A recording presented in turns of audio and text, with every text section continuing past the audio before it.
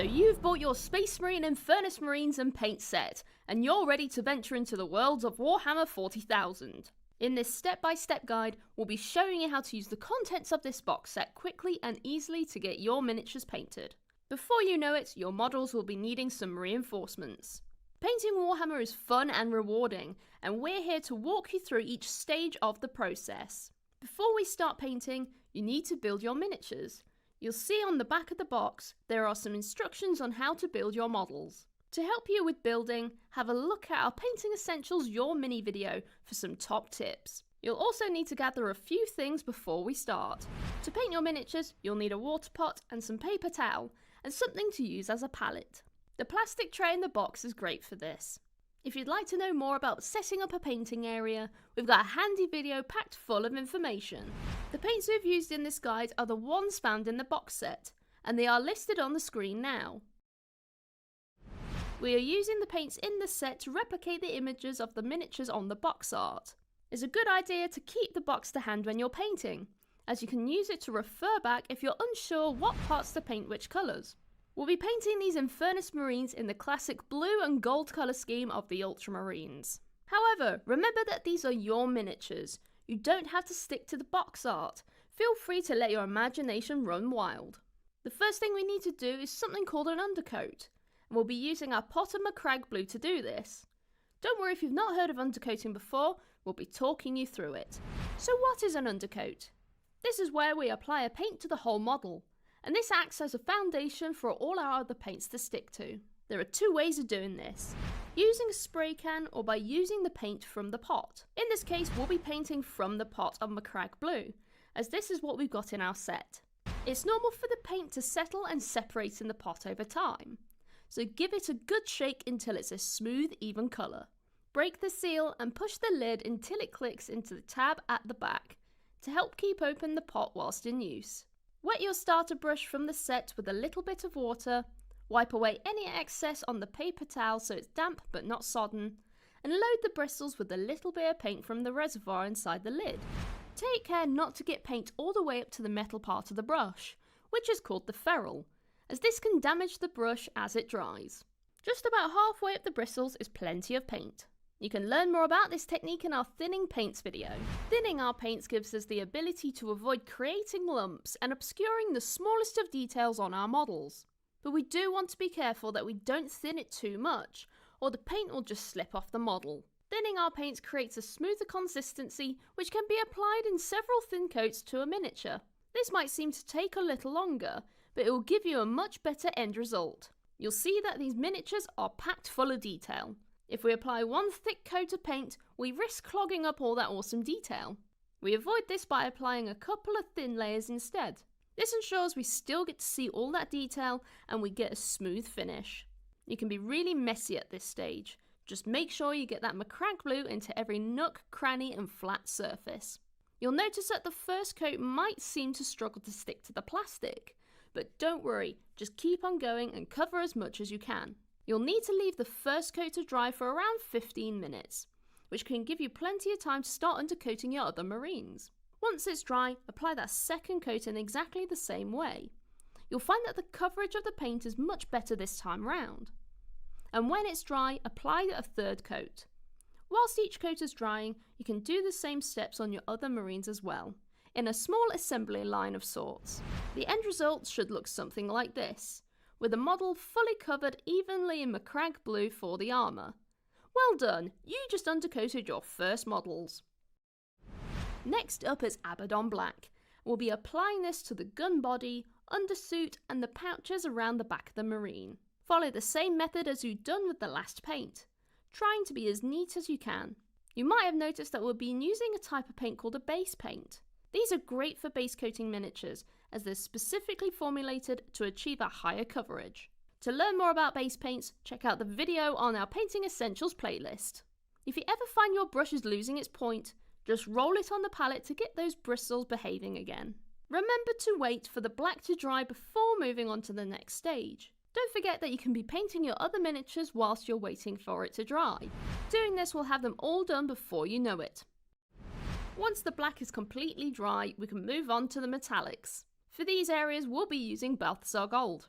We'll be using this to pick out the gun details, the chest eagle and the shoulder pad trim. When applying this, we'll thin it down with a little bit of water like we did before. It will probably take 2 coats to achieve complete coverage. Painting in all the main colours of the miniature is called base coating. We do want to try and be as neat as we can here, as this will give us a better end result and save us time so we don't have to do much tidying up with the blue and black. However, if you do get any of the gold on the wrong areas, just take your Macragge blue or Abaddon black and tidy up. Don't forget to thin it down with water though, as the more layers of paint that we apply to the model, the more we risk creating lumps and bumps if those are thick. Thinner layers are a super easy way to get a smoother finish we are after. You might notice that the water is looking a little shiny, because we've been using metallic paints. After you've finished with the gold, it's a good idea to change your pot of paint water. We don't want any of those metallic flakes getting into our brush and making our non-metallic paint shiny. Now we're going to use Corax White to paint the ultramarine and squad markings on the shoulder pads. As you can see, some of the areas we need to paint are very close to the blue details, so try and be as neat as you can. This is why it's easier to paint the raised, smaller details after the main colours are down. Plus, if you make any mistakes, a quick coat of Macragge blue will easily tidy up any mishaps with the white, especially around those small edges. As this colour is lighter, we will need to do 1 coat on all our models, then we can move on to a second coat once it's dried, keeping the flow of paint going. Once that's dry, you've actually finished base coating your miniatures. Well done! If you want to stop here, you absolutely can. They are more than ready to take down the horrific alien creatures. However, if you'd like to learn how to use other paints included in your set, keep watching. The next thing we're going to do is apply Agrax Earthshade to the gold and blue details. This paint is different to the others as it's a shade paint. Shade paints are very thin and are designed to slightly tint flat surfaces of the miniature while settling into the recesses. You'll notice how this creates a depth on the miniature by darkening down those recessed areas. Applying a shade is a quick and easy way to really take your paint job up to the next level. We don't want to add any water to this paint. Just take it straight from the pot, making sure that there isn't too much on your brush. You can find out more information about shade paints in our Painting Essentials videos. Agrax Earthshade works over many different base coats, so we can apply it over quite a few colours. When you're doing this, work in small sections. We want to avoid the paint drying too quickly anywhere, as this could leave marks on flat surfaces and create an inconsistent finish. When it comes to the blue armour, we just want to apply this into the recesses by using the tip of the brush and running the paint into the lines. This is called recess shading, and it can be a little tricky at first, but with a little bit of practice, you'll soon get the hang of it. If you don't feel confident, you can skip this step. You can always tidy up any smudges with Macragge blue afterwards. You might notice that it sometimes pulls really heavily in some of those recesses. We actually want to avoid this happening, as it isn't quite the finish we're looking for. If you find this happening, clean off your brush, dry it off, then place it back into that area, and you'll see that it soaks up some of that shade. Wipe this off on a paper towel and continue until you've reduced the pooling. Shades will take around 30 minutes to dry, so don't forget that you can work on your other miniatures whilst you're waiting. The final paint we'll be using is Armageddon Dust, and we'll be applying this to the base. Armageddon Dust is a type of technical paint. This is a range of Citadel paints created for basing, and you can add all sorts of effects to your miniatures. We've got a video all about technical paints if you'd like to see more about them in action. This particular one is designed to be used on the base to create a textured sand effect. Basing a miniature can really help finish it off and bring the whole thing to life. We tend to do this last in the painting process, but some people prefer to base their miniatures earlier or even at the start of the process. To apply this, we're going to show you 3 different methods depending on the tools that you have available. Technical paints like Armageddon Dust can be tough to get off of brushes, so we don't want to use the brush included in the kit, as it will likely get ruined in the process. First, we have a Citadel texture tool, which you can buy on the Games Workshop website or in one of our Warhammer stores. This is the quickest and easiest way to apply technical paints to the bases, as it's specially designed for the job. It is a plastic tool with 2 scoops on it, one large and one small. We'll use the large end of the scoop to get the paint out of the pot and apply it to the base. The small end is really helpful when it comes to getting the paint around the Marine's feet. If you can, try and avoid getting any Armageddon Dust on the miniature itself, or on the rim of the base. Just a little around the feet will help tie the model and the base together really well.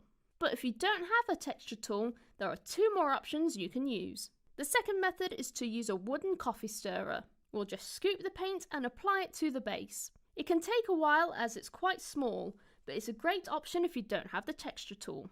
Or alternatively, you can fashion a tool from the plastic tray the models and the paint came in. Technical paint takes around an hour to dry, so leave them to dry in a safe place and they'll be ready in no time at all.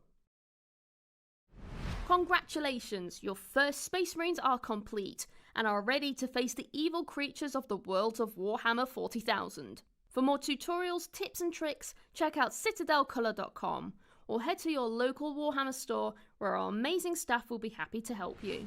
Well, we hope you enjoyed this video and we'll see you next time. Bye bye!